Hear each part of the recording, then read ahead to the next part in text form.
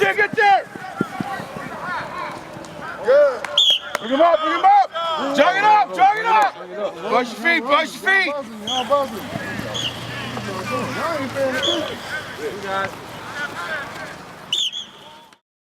Welcome you and your lovely family to the Morgan family, and we look forward to working with you hand in glove for years to come. Congratulations. When Morgan State hired head football coach Lee Hull, many expected just a winning season.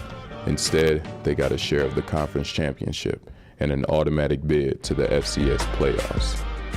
You know, when I first took this job, on my interview, the one thing that everybody wanted was to return this program back to greatness. You know, in the early 70s, late 70s, they won like 14 MEAC championships and CIAA championships. So they had a rich tradition, a rich history of winning here, and it felt great to be the person that brought it back to the winning ways.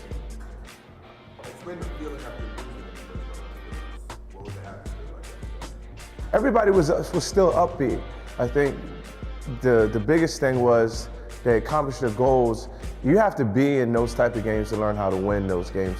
So hopefully they had a feeling of, I want to get back there, you know, next year, and that taste in their mouth, you know, sits in there for the whole year and propels us to have another great season and try to get back to the first round and actually win the first round.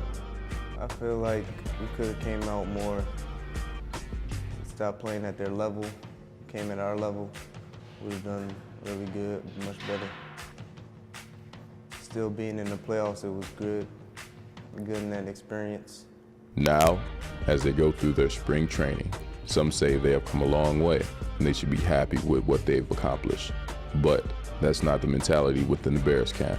With the loss of several seniors, such as Cody Acker, Clarence Swain, Darren Pinnock, Chris Robinson, Paul Eatman, and other great leaders, the Bears work hard not only to fill their shoes, but to outgrow them.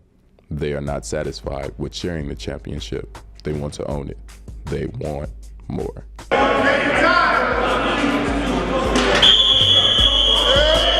Go! Go, Jordan!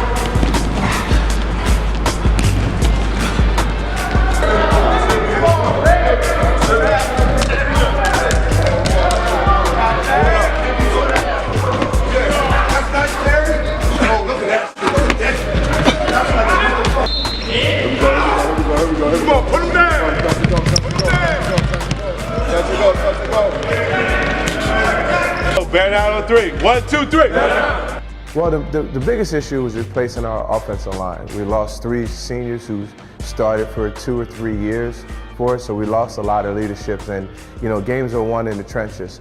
So we have to replace them. If we can replace our offensive line offensively, I think we can be pretty good because we have all the skilled guys back at quarterback, receivers, running back, tight ends. So that's the biggest issue, glaring issue right now, is how we do on the offensive line. The offensive line, or the mob, was a reliable unit for the Bears last season. They made an identity for themselves through their size and the ability to simply move people. After losing 3 veterans to graduation, they worked hard to maintain the level of play they were known for last season. With the veteran group that we had, they were extremely experienced in what they did. It was a matter of refining the techniques through fundamental work that we did every single day. I think the leadership was outstanding that they had and brought to the team, and not only influenced the offensive line, but the entire team in general. Had some big physical guys up front that wanted to compete not only on game day, but compete with each other to grade out the highest, to be the spark plug of this team, and to be a great bunch amongst each other. A lot of players we got, they're just now stepping up. They're physically ready, but we have to get them on the right page mentally, like making calls and things like that. But I think once we get that squared away, we'll be a pretty good offensive line. The group is pretty much the opposite. Go from a veteran group to a very young group, yet very young, eager group that's out there to learn as much as they can and really kind of live up to the expectation that the older guys left for them. I think guys are just kind of filling out each other for the most part, but yet the people in our room that have had the most snaps, and Dominic Woods and Matt Thompson, really kind of bringing some leadership in that regard. I still need those guys to step up even more as we progress through the spring, as we head into fall camp. I mean, it's not an easy job, but you know, if it was easy, everybody would do it. So I'm just accepting the challenge and trying my best to, you know, deliver. The defense is also adjusting to some new changes as well. Aloha, Morgan State. Get out of there. My name is Mike Fanoga. I am the defensive coordinator and also the linebacker coach. Set. Hit. Get out of there. On the bag, on the bag, on the bag. What made you take the job here at Morgan State University? Oh, just an opportunity for me to move up. You know, like I said, I was at D2 at Virginia Union. Just another great opportunity. I'm just shocked that Coach Hall gave me a call over the holiday and Christmas. Oh, shoot, the players, they're excited. I mean, you know, that's the thing I want to do when I first came here. I want to install a good defense, a real simple package for them so they can play, so they can also understand, so they can line up and play. And that's my thing. That's my motto is let the kids play. And that's always been my motto. And you know, at the same token, we want to be tough. We want to be disciplined within the rules, between the lines. Well, we pretty much caught on quick, but it's a player-friendly defense, so it helps us to play faster. So every level we can be more consistent, feel like we can be more dominant against opponents, even in practice against our other teammates. We just want to play faster and be more dominant. Another area the Bears are paying close attention to is the QB position.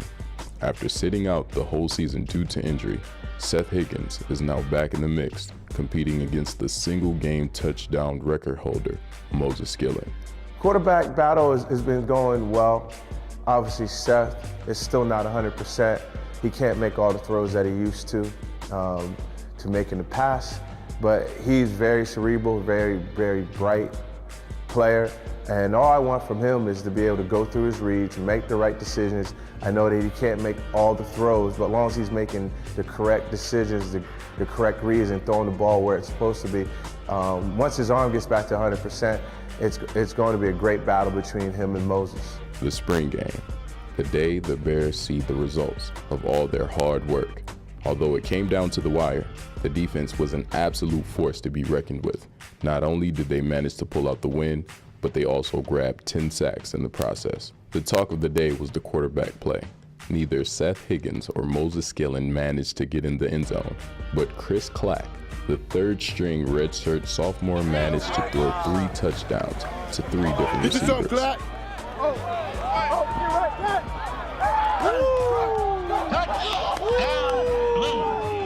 The game truly represented the growth of the Bears, and there's only more room to grow. Although a share of the championship is nice, having it for themselves will be 10 times as sweeter. What will become of the Morgan State Bears in 2015? So the Bears' offensive line will be dominant. In 2015, the Morgan State Bears will be disciplined. In 2015, the Morgan State Bears will be #1 in the MEAC, #1 in the nation, #1 in every category. 2015, the defense is going to be awesome. 2015 Morgan State Bears will be conference champions.